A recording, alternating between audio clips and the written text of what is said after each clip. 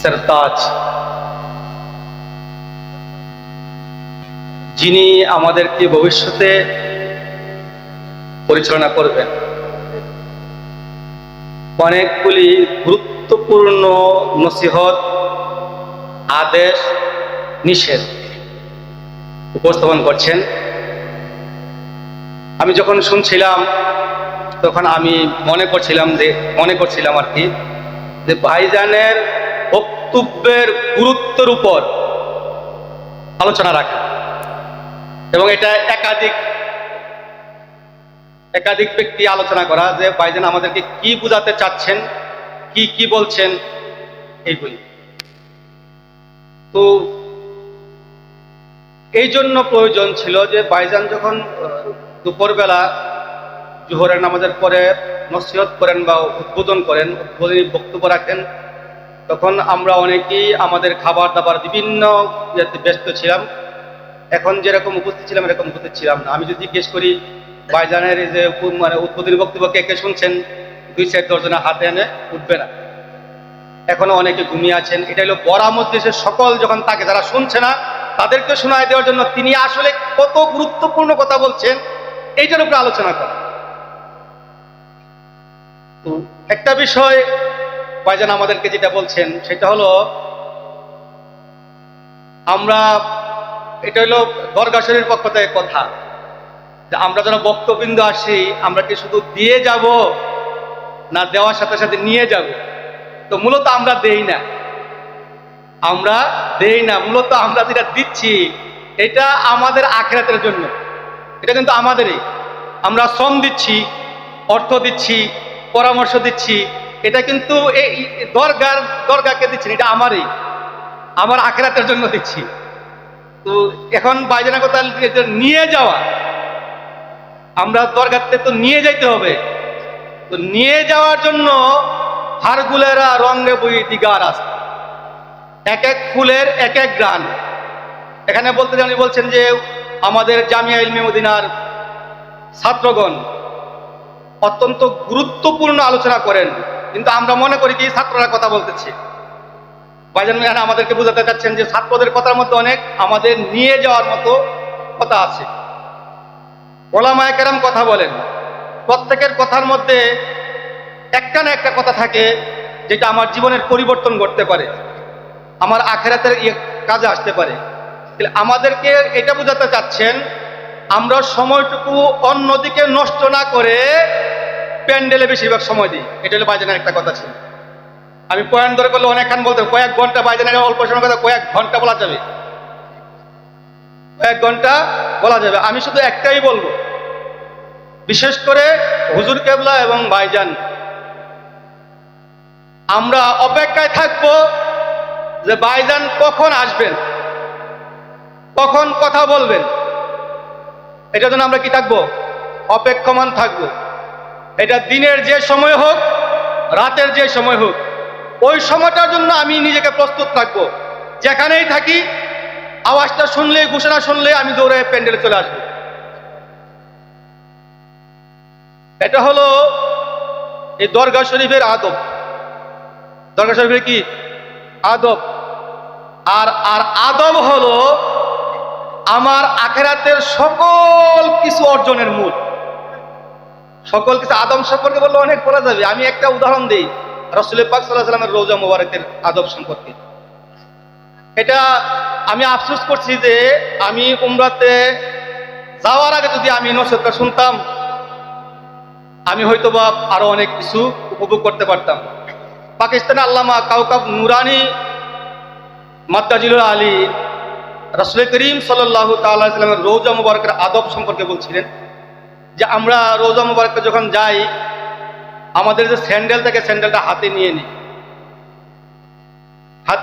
হাতে নেওয়ার পরে যখন আমরা স্যান্ডেলটা আবার পায়ে দিব, যেখানে যে আমি পা দিব, তখন পা দেওয়ার জন্য স্যান্ডেলটা এমনি হাত থেকে ছেড়ে দিই। হাতটা কি করে দিই? ছেড়ে দিই। মাটিতে পড়ার কারণে একটা আওয়াজ হয়। উনি বলছে যে এটা আদবের খেলাফ। আমি কি বুঝাইতে পারছি? স্যান্ডেলটা আমি আস্তে করে মাটিতে রাখবো, রাখার পরে পায়ে দিব।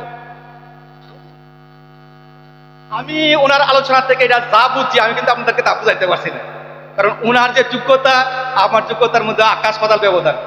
ওনার কথাটা আমার হৃদয়ে যেভাবে লাগছে আমি আপনাদের হৃদয়ে কিন্তু কথাটা সেভাবে লাগাইতে পারছি না, কারণ আমার সেই পরিমাণ যোগ্যতা নাই।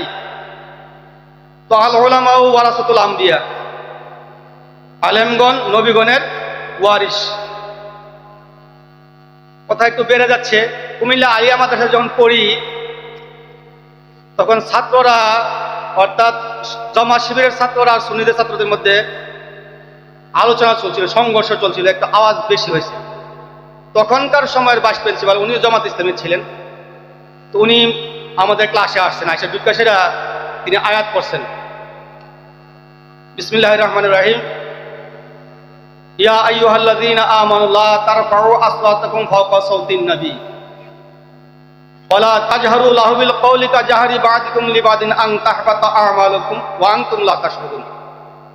আমাদের ক্লাসের দ্বন্দ্ব এবং উচ্চ আওয়াজকে যাতে এটা আমরা না করি, এটা শিক্ষার জন্য তিনি আয়াত করলেন। এই আয়াতের অর্থ হলো, ইয়া আইয়ুহাল্লাযীনা আমানু লা তারফাউ আসওয়াতাকুম ফাওকা সাওতিন নবী, হে ঈমানদারগণ, তোমাদের কণ্ঠের আওয়াজ আমার নবীর দরবারে নবীর কণ্ঠের আওয়াজের চাইতে বড় করিও না। তোমাদের গলার কথা, তোমাদের কথার আওয়াজ রাসূল করিম সাল্লাল্লাহু তাআলা আলাইহি ওয়াসাল্লামের কথার আওয়াজ থেকে বড় করিও না।